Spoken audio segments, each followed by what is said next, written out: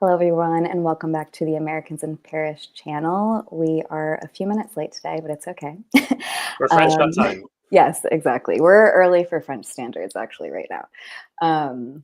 So today's topic is a good one. I feel like I see questions about this pop up a little bit in our contact form on the website itself, but I feel like I see this a lot on social media, kind of people going back and forth about it. I see it a lot from people who have obtained their visa for France and they're super excited about that, but then they kind of get brought back to the reality of, okay, wait, now this means I have to move to a foreign country. And it is getting an apartment in, I'll say in France, but we're going to be talking specifically about Paris and like the Ile-de-France, Greater Paris region today.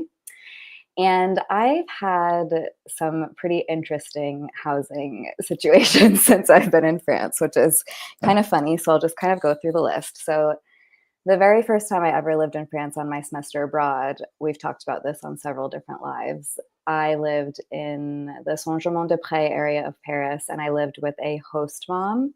And that was one of my favorite apartments I've ever lived in because it was, I mean, the building was probably built in like 16, I don't even know, maybe even earlier than that. And the host mom that was hosting me and my two roommates, the family had had that apartment for hundreds of years, I want to say. And so it was Mm. very old.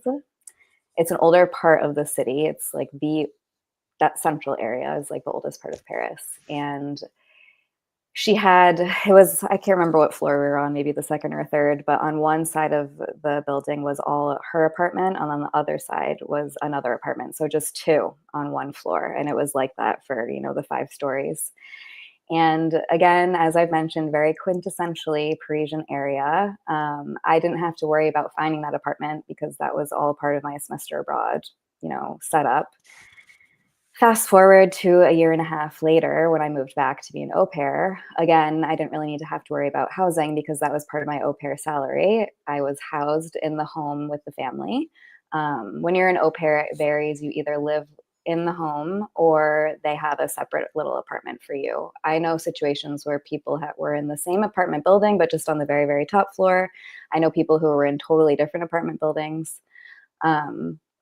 And then from there, I landed my like biggest win ever in terms of apartments and like life, which I'm pretty sure I've talked about this in a video or in a live where I traded 10 hours of English tutoring per week for my apartment. And I did that for 2.5 years.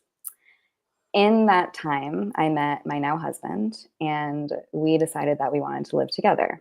And so I'm like, great, I'll leave this sweet deal that I've been able to have for the past 2.5 years. I'll pass it along to the next lucky person who gets it. And me and Pierre will find an apartment together. Easy. He's French. It'll be so easy. Like, think again.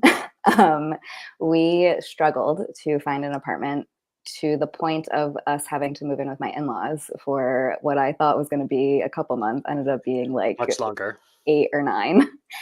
And then from there, we were able to sublease an apartment from a friend of ours. And then from there, we finally found our first like real apartment together. It was a studio in the 18th, over near where Vince lives, right in that area.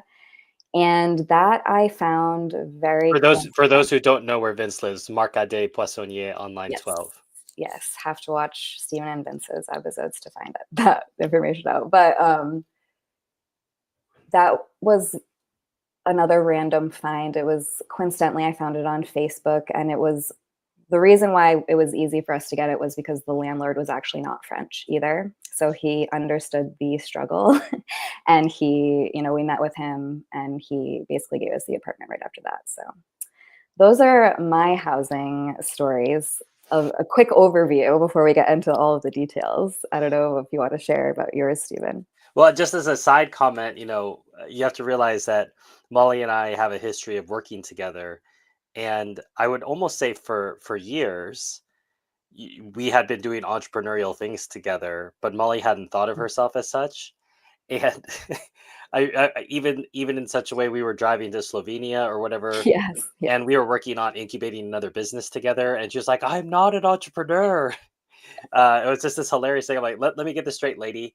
You traded English lessons for housing, but no, you're not an entrepreneur. Right. I got it. Good. Message received. And so thankfully, Molly's made progress since then. That's But such a core memory for me, Stephen, yeah, that moment. well, I guess I remember it so clearly because I'm driving with a scarf shoved into the side window because in Bologna, the car had been broken into, but because of this modern car design, there was no way for them to open the door. So Oh, I guess they weren't willing to break any more windows. And so I was trying to speak louder to overcome the noise. Uh, Molly and Steven side stories aside, I've had I would say, an entrepreneurial approach to apartments as well. So, the very first time that I moved to Paris, I did not have a study abroad situation handled for me. yeah. So, I had sold my business in October of 2012, and I knew I wanted to move to Paris the following year. So, I didn't really know anything about anything, but I'd been acquainted with Airbnb, and I thought I could talk an Airbnb host into keeping me longer. It'll be more. They wanted to clean the house. I'll be solid. And I found a place, and I messaged the lady. I said, "Would you ever consider a long-term rental? I'm coming to Paris this November. Could I meet with you for coffee and talk about it?" She's like, "Yeah, sure." And she was, really unsure. And I think it's because she thought in her mind, who's going to live in 6 square meters Yeah. in her mind? For me, I was so excited, so happy. Again, that's about 64 square feet for our American listeners and watchers. I go up with her to see it. I sign it. We go down to a little coffee shop near the apartment. I said, yes, I'll see you. I'll see you next year. And in her mind, whatever, this kid, I'll never hear from him again. Like, Yeah. that's that. And I wouldn't have blamed her if she thought that. But I show up, sure enough, a year later, and about 3 months in, the shower's not great, and she's talking about raising the rent. Now, keep in mind, it's 800 euros a month, all in, all I was in. gonna ask you how much you paid It for was that. 800 euros a month, all in, for 6 square meters on the eighth floor of an apartment with no elevator. And I say that now with no apologies. People gasp when I say this. But whatever the price is, call it 800, 700, 600. The point is, I didn't know anybody. Yeah. So the idea that I was going to get some sweet setup the minute I moved there, I never expected that. Now, what happened next was interesting. I um, I wanted to leave, and I was looking at all kinds of options because at this point I didn't know anything. So I looked at a place, actually, Molly, out by Père Lachaise. Okay. It was somewhat of an artist's loft. Okay. So I Good. want you to imagine an enormous space, let's say 3,000 square feet, maybe 300 square meters, a very large open area, big kitchen, and then four sort of separate areas where there was privacy. Like, I'd have, I don't know, a curtain or something, but then that curtain led to a pretty large room. And in any case, the lady and I agreed in principle. I said, I like it. I'll take it, effectively. So I show up um, on a day when I could have friends help me carry stuff. Mhm. Because in Paris, the way you move when you don't have a lot of stuff is you're not going to bother to hire a loading van for 4 or 5 suitcases. But you can't carry 4 or 5 suitcases by yourself on the Mhm. metro. And those Mhm. suitcases are packed. So I get 2 or 3 friends. And keep in mind, I was like, how did I have friends already? I can't believe it. It's been 3 months. But it was because I was leading tours already Mhm. and was getting helpers to help me lead tours. And some of these people also were friends. In any case, they helped me. I get there, and I basically had an overnight bag. I was going to stay at another friend's house while the lease on one place ran out and the lease on this place started. Yeah. And they're doing a photo shoot in there. And I said, I just need to drop off these suitcases. And she's like, no, no, the lease doesn't start for another 2 days. Basically, the classic Mm. inadmissible. Like, no, this is impossible. And I was just thinking to myself, I can't leave my suitcases here for 2 days. I said, I'll pay storage fees. No, no, I can't. I'm doing a photo shoot. I thought, okay, well. So I then have to, at the kindness of one of the helpers, store stuff at her place. Okay. So I lug it after having lugged it down 8 floors. and taking it across town. So the 17th, there's across town from Père Lachaise. We take line 3 all the way over. Doesn't work out. Take line 3 to Parmentier, where my friend is. Up 4 flights of stairs to her place. And I said, I promise I'll have this out of your hair in a couple days. I've just got to figure out what to do. Yeah. I then go to a coffee shop, find a place on Airbnb in Le Lila, because I thought, well, where am I close to? Because I was still thinking maybe I can move back into this place anyway. But Yeah. a massive shock to my system had occurred, which was I couldn't trust this lady. Yeah. If at the beginning of our relationship we couldn't agree on storing my suitcases for a couple days, what would happen later on? Mm. So I desperately, I get a place in Le Lila for a week, and I find out what it's like to live outside of the city limits very early on, and Le Lila is a lovely little town, Mhm. honestly. Mhm. In any case, I look on Craigslist, I find another place in the 17th. This is 690 euros, and I think you have to pay for your own internet. And it was on the seventh floor, not the eighth floor, so no elevator, and shared bathroom in the hallway. And if you lean a little bit outside the window, you can see the Eiffel Tower. Mhm. And I felt, okay, this is awesome. So this Yeah. was on Rue Gardiner in the 17th, and it came with a classic Portuguese concierge. Okay. And I I moved in. I dumped the other one. I said, you know what? I'm not moving in. Um, you know, with what you did, I can't move in. I've got another place, and I Mhm. arranged to look at and move into that place a week later. Okay. So here's where this part of the story is, Molly, is the apartment.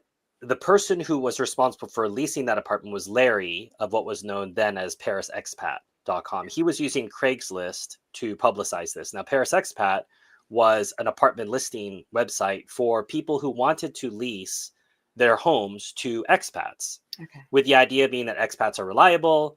They're not going to stay there for 20 years. They're going to pay their rent reliably. And Larry's role was somewhat of a guarantor. I'm going to make sure this person isn't crazy, and I'll vet this person before they move into your place. And Larry and I got along, actually. And at some point he had an opening and he said, well, do you want to start showing apartments for me? And I thought, do I want to start showing apartments? Do you want to give me money? Yes. I mean, sure. This is the early days of Paris hustle. You'll do whatever it takes. Mhm. And so I start showing apartments. I'm skipping forward a little bit because Molly gets involved in this story, because I meet Molly while I'm still showing apartments. And one of the apartments that we have in the catalog is this apartment in the second. Now, I told that story, I think, in another live stream of how fate intervened to Mhm. make sure I didn't get an apartment on Rue La Courbe in the 15th. Mhm. Otherwise, my story could have been completely different about right bank versus left bank. But I get this apartment. Well, I don't get this apartment. I see this apartment and I say, well, can I talk to the landlady? I would like to look at this. And at this point, my brain's expanded to realize I can keep the Rue Cardinet apartment and turn it into an Airbnb rental. Okay. And I can get this other apartment and Airbnb the couch in the living room, Mhm. because the location was so good. Yes. Okay. So then I take this apartment the second, my best apartment, some of the best years, best memories in Paris are in that apartment. I was in that apartment when Charlie Hebdo happened. I was in that apartment when we had the terrorist attacks. It was a wonderful apartment, and I hosted my first dinner parties there, and um, I loved it. So, with that continuing network, since I now was showing apartments and I was the key holder of a number of apartments in the city, I was about to sign. Molly, I don't know if I ever told you the story. I was about to sign. Well, I got another apartment in the 11th Mhm. on um, the name is escaping me now. Sharon, Rue Okay. Sharon, right? Um, that was a studette, and maybe 12 square meters. But anything after my first apartment on the seventh, this was a luxury. This was on the second floor. Yeah. Yeah. Had its own private bathroom. What a Mhm. dream! Mhm. Mhm. And it was perfectly situated. Anyone who's ever been in the 11th, this is actually by Café Pur. One of my favorite little cafes in the 11th is actually where they shot a scene from Before Sunset. Mm. And I've taken lots of people Yeah. there. It's this classic Parisian cafe, and it's Mhm. right. It's a straight shot to Bastille and Septime and a lot of wonderful little places. And so I get this studio, and I'm actually about to sign the lease on another place, Molly, when Paris announces they're going to start cracking down on Airbnbs. Gosh, Now, this was like so long ago. It yeah, feels like so long ago, all this. this was the wild west of Airbnb, the golden era, basically like rent a box and make a fortune in Paris. Yeah. Like I could have leased out a cardboard box for 100 euros a night. Probably not 100 euros a night, but easily, whatever it was, 20 euros a night. This was a time when the city of Paris didn't really know what was happening, Mm. and Airbnb didn't really know what was happening. And it was And before the age of, like, Airbnb becoming more like a hotel, too. It right. was still, like, your scrappy Airbnb, kinda more like couch surfing style, like, "Yeah, I'll take your spare room. I just need a clean towel." Like, it Sure. was so different than how it is now. And Molly can attest the way I ran my Airbnbs was very much in that same spirit. We insisted on meeting our guests. We didn't have a smart lock. Mhm. We insisted on making them a cup of coffee if it was appropriate. I mean, at 2 a.m. sometimes it wasn't appropriate. If they wanted to, we would give them a walk around the neighborhood, show them where the bakery was. So it very much partook of the B and B side Yeah. of the air in that. So when they announced that they were going to start assessing civil penalties, I thought I can't get in trouble with the law. Yeah. I'm trying to be a citizen one day, Yeah. and I I toned down my reach, but I was still renting 3 Airbnbs at the time. The one in Rue Cardinay was making 3 times what I was paying in rent. Mhm. The one on Rue Charonne was paying 2 times what I was paying in rent. Keep in mind, that's how I was able to also pay my cleaner slash hosts. Molly was one of them, and we met a whole bunch of wonderful people that way, didn't we, Molly? Mhm, mhm. Um, and we were running an Airbnb empire. We had a little Google sheet, and we knew where people were going to be on a given day. And let's say I was cleaning one apartment, and Molly was in another one, and then I hosted one in my own house. Mhm. As I said, the living room in the second. So I was running this Airbnb empire. I was about to sign on a fourth property. As I said, Paris scared me off. I did not do that. And so I thought I'll probably have to tone this down at some point. It gets toned down for me quickly because of Rue Cardinay, the Portuguese concierge who I knew well. She said, "I've had it with your guests, Stephen. They're so rude." And she Um, gave a couple stories of some very rude guests. See, I never saw that apartment. That was before my time. Yeah, it was a really great apartment, really good location.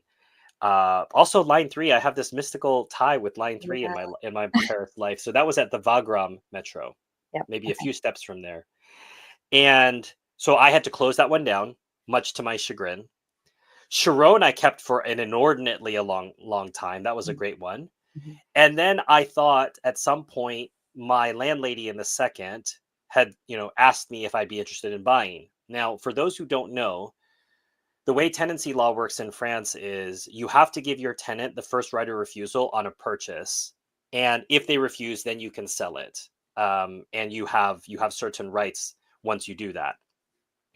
And I knew once she asked me that she was thinking about selling. And this is the funny thing in Paris, and I can attest maybe it's the case in other cities in which housing is so scarce. It unsettles you.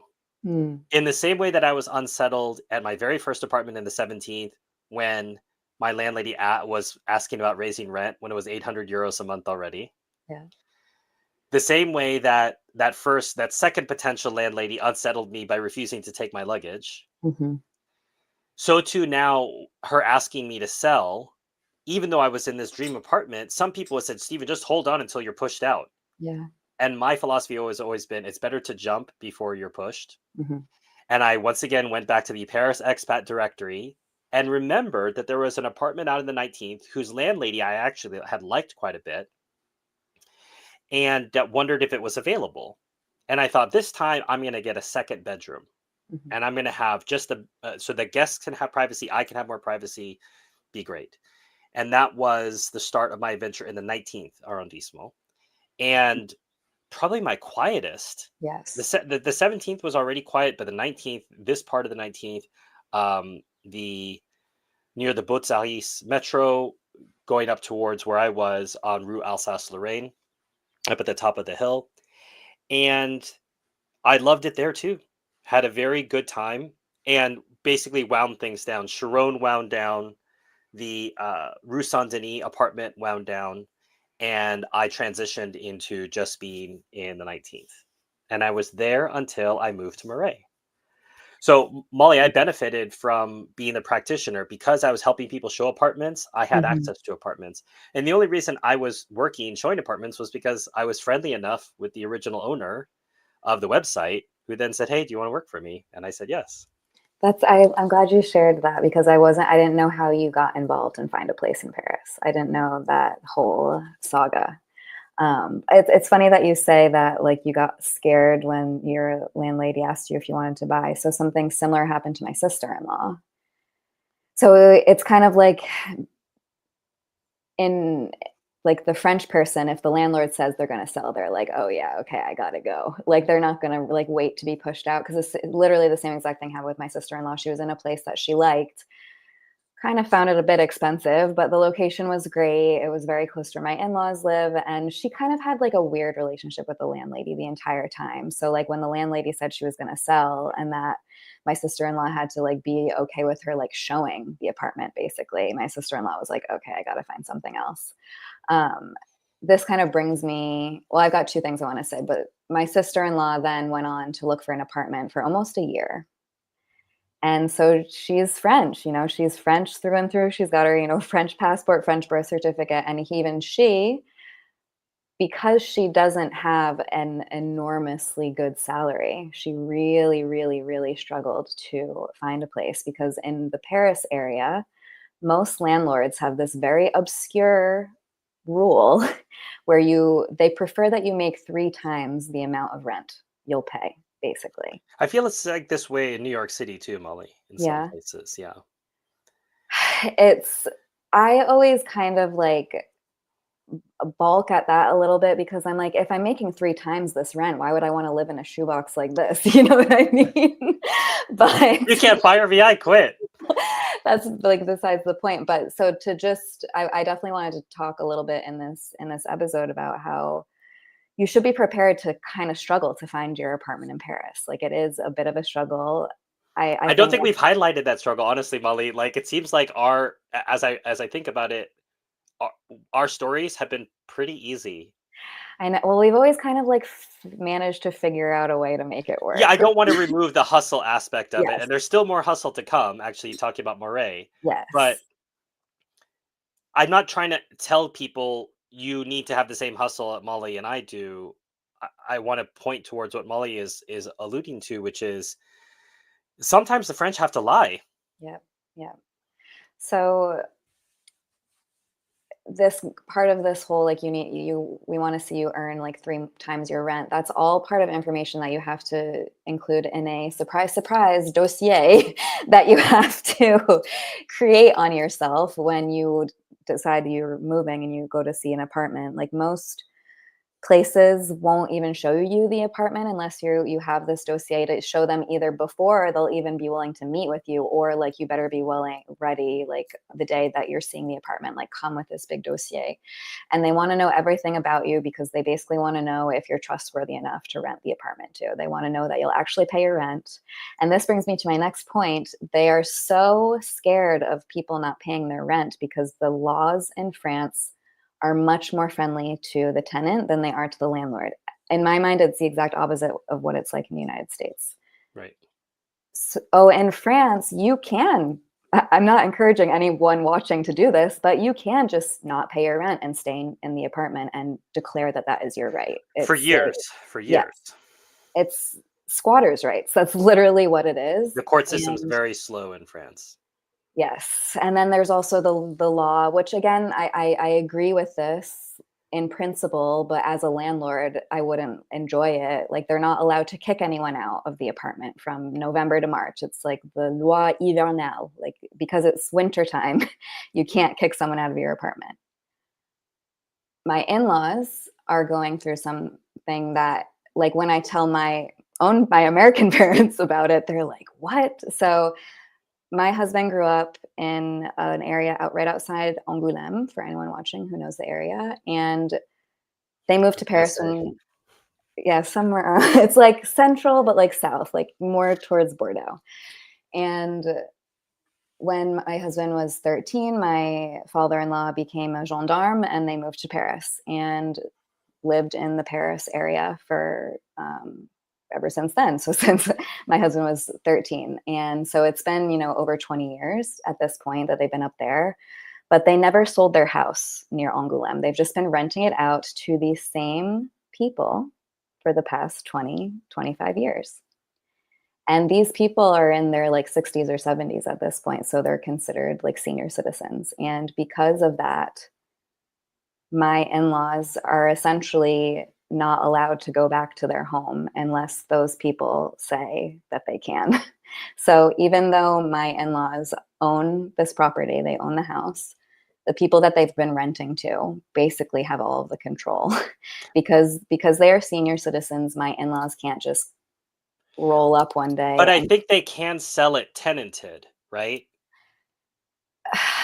yes, but they don't want to do that. It's not a good time to sell in the area that they're at. They would lose money on that. What they are required to do was 6 months before they would like to move back into their home. So this was in January. They had to go through all of this. They had to meet with a lawyer, have the lawyer write this official letter saying, Madame, Monsieur Sabrier are writing to you because na na na na. And they had to send it like lettre recommandée. Right. So this is registered mail for our American watchers. And so like they had to send it to their tenants and the tenants had to like sign it to like say that they received it. And now my in-laws are required to propose at least 3 options for them. And they have to be in the same price that they've been paying. So the same price they've been paying for 20 years, basically. Your in-laws never raised the rent? No. Okay. Yeah. My in-laws are very, very kind people.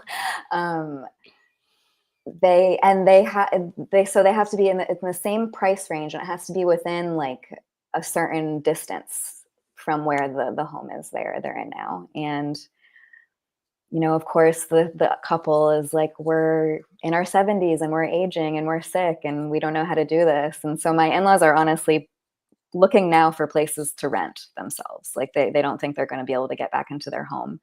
But the cool thing is my mother-in-law will be over 65 herself in, 7 or 8 years. So then the tables will turn. And because she's considered a senior citizen, she'll be able to like kick out whoever she wants and get back into their house. This is the Hunger Games apartments of France. Like my senior citizenship trumps your senior citizenship, which is unfortunate because they'll be much more old at I that point, and it's like know. better for them to leave now than in 6 or 7 years. But this is a somewhat unusual case, Molly. But I would say there are much worse cases than what your in-laws are facing. But that doesn't take away from what they're facing. So, and there once again, French. They speak French. So it's Oh, not about you. Don't feel sorry for yourself, dear Americans, when you can't find housing, when Molly's in laws can't even move back into the house that they own. This is just how it is. And you have to take that. If this is the country you want to move to, you cannot get upset about this. I think that's one of the things I see people who fail in their move to France, they get, I don't know, morally righteous about this. mm-hmm. And you just think, this is a different culture. This is a different country. It's not about right or wrong. This is Yeah. how it is. Can you accept it? Mm-hmm. And if you can, then you can stay. And if not, you'll get, I suppose, progressively more upset over time for no reason. Um, I wanted to go back to the dossier, Molly, because I remember the first time one of my French friends, who was a teacher, Mm. she told me that she basically used her engineer friend's salary slip Mhm. and photoshopped it to be her name. Yeah. And she said it so casually. Now, this girl is not an immoral girl. Yeah. This is not someone who I thought, oh yeah, she's a criminal. She commits fraud all the time. The French do not consider this fraud. Everyone in Paris does it. And so they fake their own pay slip in order to pass it. And even then they may not. I remember my most infamous, famous showing, whatever. I showed a house on Rue Jacob in Molly's very first haunt. We're talking, this is a 3,000 square foot, 4-bedroom apartment, enormous. And there were 35, 40 people in line. And they were coming up asking me, what do you think? And I said, I'm not the owner. I'm just showing you this place. Whoever has the best dossier is going to get this place. relationship building here. It's Mhm. all about the money. Mhm. And they have a right to your medical records, Mhm. which is strange because as you think, okay, well, why? Well, they want to know whether you're going to die or not. Because if you die, then they've got to get your body out, etc. There's all these things that you don't think about, which I don't think are limited to Paris. I think if we went to Tokyo, Shanghai, Hong Kong, New York, we'd find very similar ordinances. Mm. Anytime you've got a lot of people living in a little space, you're going to have laws that we're just not used to, particularly in America, a land of wide open spaces. So if the French have to lie, you have to ask yourself, am I willing to quote unquote lie? And I'm not ever going to encourage anyone to lie. I'm simply saying these are the ways that people have operated. And I've managed to honestly get all of my apartments. I've never had to fake a pay slip or I do was anything like that. I was always so terrified to ever even try doing that. You know what I mean? Because it's like you were, in a sense, guests in the country. So I mean, it's not like I'm running around breaking the law when I'm in the Well, United Molly and States. I are a But good sample because we were good kids growing up and we're still good kids now. So I also just believe like what goes around comes around. So I'm not messing around with that too much. So, so that's the main thing. As we say with our visa applications, there's one, not with our visa applications, for the visa applications for France, what our advice is that there's always one document on which the entire dossier depends. yes. And so it's true here for your rental, your apartment rental. There's one thing, and it's how much money you make, Yeah. and that's it. And however you choose to construe that, sometimes it will work in your favor, sometimes it will not. The one time it did not work in my favor was when I was strutting around, Molly. Here I had an apartment in the 19th. I've been living in France for 8 years. I'm moving out to the French countryside. I'm sick of this COVID nonsense. If I'm going to be locked up, I'm going to be locked up by a river and a forest. And I went back in my mind to a place I'd first visited in 2016, a lovely town called Molli. And I thought, well, I'll just move out there. So I contact the regular immobilier. The way it works in France is not all the immobiliers have great websites. And even if they have websites, they don't necessarily have everything listed. That's So actually like something to know about France. They're getting better about it, but their websites. they don't have an MLS the way that we do in America, in which everything's listed everywhere. So you can tap into a network. I think it's purposely provincial. The French have kept it from modernizing because they're holding on to probably deeper commissions. That industry is not incentivized to modernize itself. Mm. They do not want to share information. They want to keep the commissions for themselves and be the big fish in their small pond. So anyway, I go to Molli, take the train down there. It's a 45-minute train from Gare de Lyon, RERR, and I go to 4 or 5 immobiliers. I look at the listings. I stop in, talk to people. I put together a dossier. I'm refused to be even shown an apartment by one person after I give them my tax return. They're like, nope, nope, don't believe you. Uh, why is this person wanting to move here? This must be a scam. Another one, Molly, they had the bathroom, the only bathroom you had to walk through the bedroom to get there. So if I had Um, guests, they'd have to walk through. And I thought, I like this place a lot, but I don't like it this much. and to just pause in your story, like for you, because I remember this because I was working as your assistant at this time, and you decided to actually go there and just go to the different agences because I was trying to do everything à distance, like by basically just contacting these agencies and like sending them your information. And exactly like you say, they were like, what's the scam? Like, why does this American businessman who's been living in the country for almost a decade at this point already want to live here? And you were kind of just like, oh, well, I'll go like meet them in person. Like, they just need to see me. Like, then they'll know I'm like a genuine, honest person. And But that didn't work anyway, either. So yeah, that's the thing is I hadn't lost my American naivete despite having been in the country for 8 years. An yeah, American always thinks like, oh, well, you just need to meet me in person and it'll all yes, work out. And the yes. French person can just as suspiciously look at you and wrinkle their eyebrows and stare at your lips in person as they can on the phone when they hang up on you. Yeah. And that's what I found. Although, as I said, I was shown a couple places by agencies where I wasn't refused right off the bat. And then when I did want to apply for one, they wouldn't even show me the place. They're like, you're not even qualified to look at this place. And what I came to realize, there was a real question about not only my French income. So I had a certain French income, but I thought, well, I got a lot more US income because I've had different companies in different places. And there, for French landlords, income that's not nominated in euros and that doesn't live in France doesn't exist. It is fiction, fairy tale, science fiction money. Mhm. So it doesn't matter to them. What they want to know is, where is your French money in your French bank account? And I still have two French bank accounts, a business one and a personal one. But it didn't matter to them. I didn't make enough. So I had to go back to the original playbook, Molly, of 2012. I got on Airbnb. I looked at apartments that I liked and I messaged them. I even started messaging some places in Fontainebleau. I Mhm. thought, well, I could do Fontainebleau, Mhm. which would have been an entirely different experience Oh than yeah. Moy. Mhm. And uh, this one couple says, yeah, sure, we'd consider it. Do you want to do it by Airbnb or do you want to do in person? I said, I think it'd make more sense for us to do a regular lease.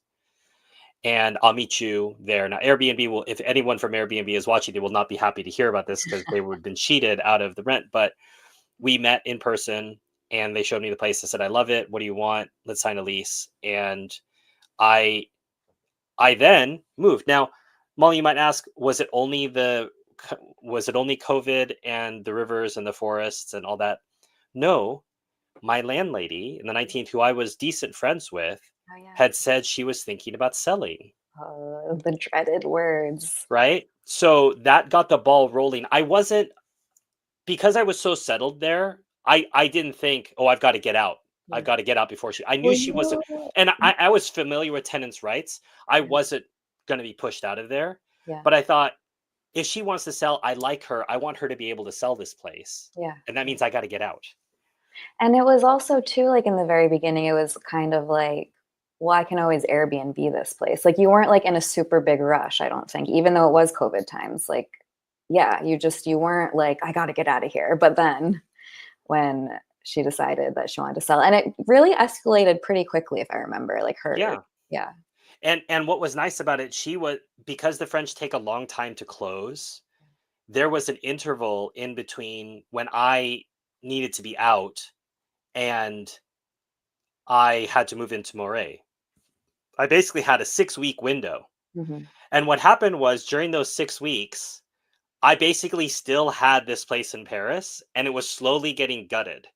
So I would sell the washing machine, then I would sell the dishwasher. And in the meantime, Molly, I was hosting Hitchcock meetups in in the living room, which was Hmm. now gutted of furniture. I told people, I said, if you're coming over, it's a tile floor. Bring pillows and blankets, and we would have little picnics there because I still had a working microwave, at least, stove, Hmm. and a fridge. I sold the fridge, I think, the last week, but I sold the shelves. I sold everything in there. So I was lucky in that I moved out thanks to you and Jerome 6 weeks before then, but I would come back to Paris once a week for a couple days during that 6 week period and just sell more stuff, host a meetup, see people. And I was getting used to my life in Marais and the rhythms of living in a small town. Hmm. I wasn't looking to just commute into Paris every day. Yeah. Those and maybe we'll talk about that in another live stream, but living in a small town, the rhythms are totally different. Hmm. And now Paris became an event. And Hmm. so I would be in Paris on Saturdays and Sundays, Sundays for mass, Saturdays for social activities, and Monday through Friday I was in my quiet little town of 3,000 people where I was the diversity, Hmm. you know. Hmm. And made new friends with the dry cleaners, made new friends with the cheese lady, found out what it was like to shop at a supermarket, Molly, Oh yeah. a giant, enormous supermarket. And I had my Hmm. electric bicycle at the time, so I'm toting bags. I've got my saddlebags full of stuff, and you know, doing proper, you could say, old school marketing like I used to when I lived in the United States, where Yes. I was in an enormous market and Hmm. I had all this choice. And I thought, wow, they've got all these different types of coffee. It had been years because I was used to whatever the 10 choices I have at Franprix or Yeah. wherever it was. I'm not complaining about that. That was fine. Hmm. But we can talk about Murray another time.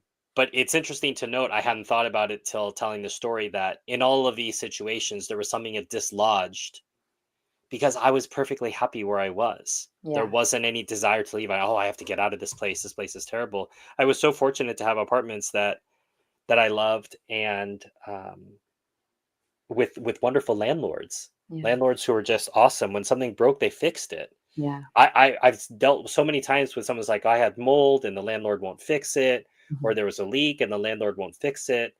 And I would hear these stories and I thought, wow, I really lucked out. I had some amazing landlords. Anytime something was broken, they'd fix it. Mm. Always. Mm.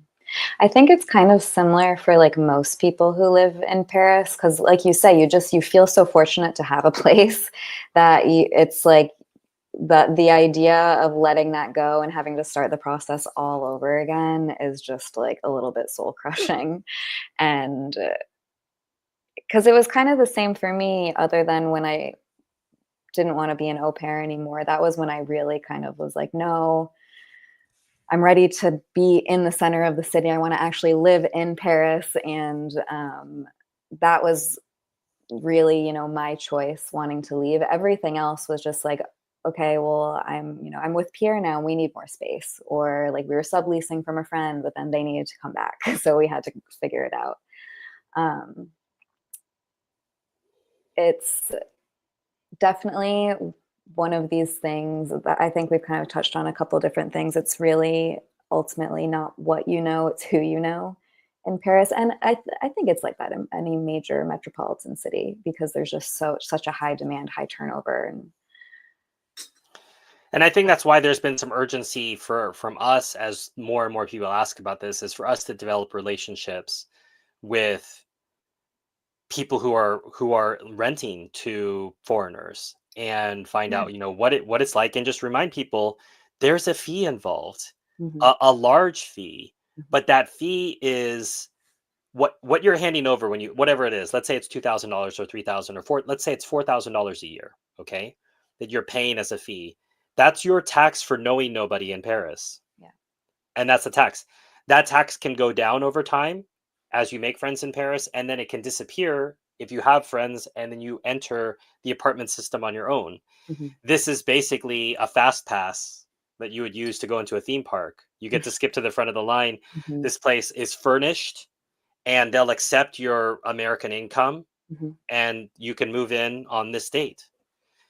That's worth money. I think Yes. the problem is that some foreigners, Americans particularly, get huffy about this and say, well, what am I paying for? I'm like, you're paying for access to this market. Hmm. These people have built trusted relationships with people who own property, and they promise them that they're going to put good people in this property and move them out Hmm. when their lease ends. Hmm. That's where they're making their money, and that costs something. And if you don't want to pay it, don't pay it. You're welcome to look on Leboncoin and everywhere else, C'est Loger, and speak some French and find your own places. But I doubt that's what most people are going to do when they first move to France, especially given the level of French most people have when they come. Definitely. And it's just interesting you bring up the furnished piece of the puzzle because that was also something like a rude awakening that I didn't realize. And it's something that still shocks me to this day. In the United States, even if you're renting an unfurnished apartment, you'll have a stove and a fridge and like a hutch over your stove or like whatever the hood. You probably won't in France if you get an unfurnished apartment. Like you'll have to also Get bring the everything. you have to also bring the kitchen, which is like wild. But we Um, should comment on that, Molly. The distinction between a furnished and unfurnished lease. So the max mhm, furnished lease that you can sign is 1 year. mhm, And there is a fragility there for yes. people. People don't want to have a 1 year lease. They want to have a 3 year lease or a 5 year lease, but you cannot enter into a furnished 3 or 5 year lease. Now, I had moved into the apartment in the 19th furnished, Mhm. but I would argue furnished question mark, Yeah. like sketchy coffee table, sketchy uh, bed, sketchy, pretty much sketchy everything. Yeah. And so I said, how about this? How about you quote unquote sell everything to me? And now this is unfurnished. Mhm. And then I can sign a 3 year lease. And she, also being an American, said, love the hustle. Yeah. I'm in. Yeah. So I converted what was a furnished, quote unquote, furnished apartment into an unfurnished. Then I could. And what was funny too was Molly is she was willing to put up for the fridge and the stove as part of the deal. Okay. Okay. And interesting enough, when I ended up selling them years later, she didn't want the money for it. Mm, It's like, yeah. okay, great. So I had to take care of everything else: couch, kitchen table, beds in the other rooms, closets, all that other stuff. But she took care of that, and I appreciated that. And I think for her, the side was okay. I'm getting a 3-year lease now instead of a one, Yeah. and this guy's really committed to this place. So I point out the hustle exists even there. And Yeah. I told this story to a couple people, and they pulled that trick, and they converted Yeah. what was their furnished apartment. And the way they did it, they kept all the furniture in there, but what they did was they basically created a sale where they sold it, they created a bill of sale, and then they sold it back to those people. Okay. But in the in between, in which like they had quote unquote bought it, Yeah. it was then it was then unfurnished. They signed the Okay. lease, and then Okay. they sold all the furniture back, and then they had an agreement where I'm keeping this furniture for you. Okay. Does that Okay. make sense? Mhm. So don't rule out converting a furnished to an unfurnished if your interlocutor, if your landlord is willing to hustle with you. It's legal. Yeah. Yeah. Yeah. It's and it's again, I feel like too, like you had like that rapport with her already, so it wasn't like so weird. So it's again like because you knew her. um and like I have a lot of French friends. Like if one person has like there's this one apartment in Paris that's been like rotating through the group because that's another thing a lot of French people do too. Is like when they're ready to leave their apartment, they'll ask around to their circle. And like some of them like don't even tell the landlord. Like I won't name any names because I don't want to get anyone in trouble. But like there's people who do that as well, where it's just like, well, I trust you, like technically like a sublease, or you actually tell the landlord, but it's A Paris apartment is such an asset. You yeah, don't even know how you're going to use it. You just think I can't lose it. So yes, people will hold on to the apartment and say, "Well, can I just put friends in there? yeah, Because I'd rather risk a friendship and something going wrong than losing this apartment." yeah, yeah, Think and about that, yeah, right? That's yes, the risk. Like my friendship is at risk if something goes bad, my lease is at risk, but I want to hold now that I've got a foothold in the city of Paris. hmm I have to hold on to it. People are very desperate about that. hmm And I get it. I get it. Having gone through it, I have never gone to those lengths myself. I was always busy Airbnb parts of my apartment out, so I was always getting paid yeah, yeah, for those apartments. And I suppose I would put a note in here. People were asking, "Well, Stephen, but you weren't the owner." I had agreements or tacit agreements with my landlords, so they either knew or it was a wink and a nod. A nod. They didn't ask. I didn't tell. yeah, But with my last one in the 19th, I explicitly told her before I moved in. I said I'm going to do this with an Airbnb, and we had an addendum to the lease hmm in which she signed off on that, so I would have proof. hmm But generally speaking, if you keep your nose clean, you pay your rent on time, that's what they're interested in. They're not interested in becoming an Airbnb landlord and cleaning the apartment every few days. yeah, What they're interested in is getting paid rent on time, having no complaints, and having you not destroy their apartment. exactly. And that's not so hard to do. And so I want to like present, I guess, this to the viewers, to whoever is watching. If you have hustled really hard to get in a Paris apartment and have any stories you want to share, definitely share those in the comments. Like I love hearing about that kind of stuff.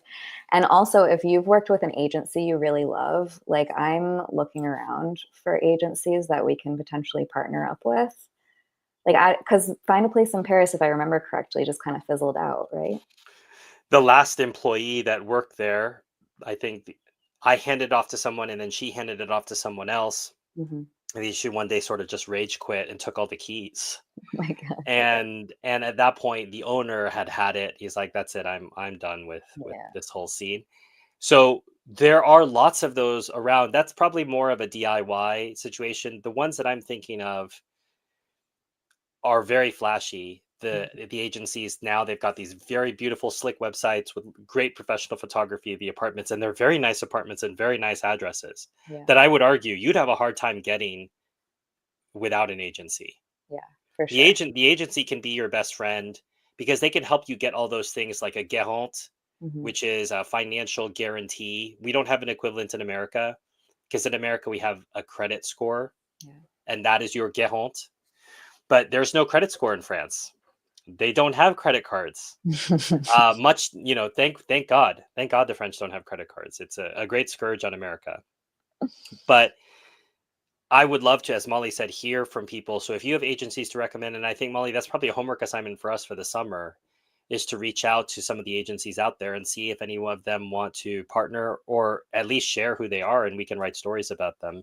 Even if we Yeah. don't establish a relationship with any of them, I think it might be great to know, because I think some of those have come and gone, and then some of them have established themselves. Yeah. And Yeah. I think there's a co-living place in Paris as well. Mm. Co-living's different. It's Hmm. very much more for the digital nomad who isn't planning long term, necessarily life in Paris. Yeah. But there are lots of ways to get apartments if you're willing, including what Molly did, trading English lessons. I think So that's kind of like where I want to end, I guess, is that like you need to be willing to be scrappy, A. B, you also need to be willing, like you can't, it'll be very difficult if you're like, well, I want to live on in the 19th on Rue whatever, number 29, and that's the only thing I'm taking. Like, and I get this because I was definitely the girl, especially after my au pair stint. I was like, I'm living in Paris no matter what. Like I was so like adamant about it. I'd made it work, but I don't think a lot of people could have made it work in the situation that I made it work in because I had a very small 9 meter square apartment as well. But so like don't, I guess just try to be open-minded. Stephen, I don't think you ever really even considered the 19th until you found this place where no, you were in no, for I years. was in this. I was in the second. I was in the dreamiest location, but it was about timing and what was available. And honestly, we adjust in Yes. Paris. We love our neighborhood until we move somewhere else, and then we love that neighborhood, Mhm, and we mhm. move somewhere else and we love that neighborhood. It doesn't mean that we didn't love our old place. Is that so many parts of Paris are wonderful in their own way and are easy to fall in love with, especially when you're there all the time.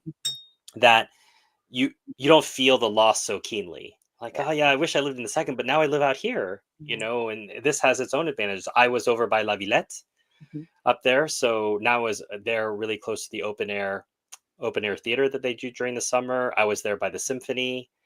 There's just I could take the tram up to Leroy Merlin. Yeah. I could take the tram to grab the bus to IKEA.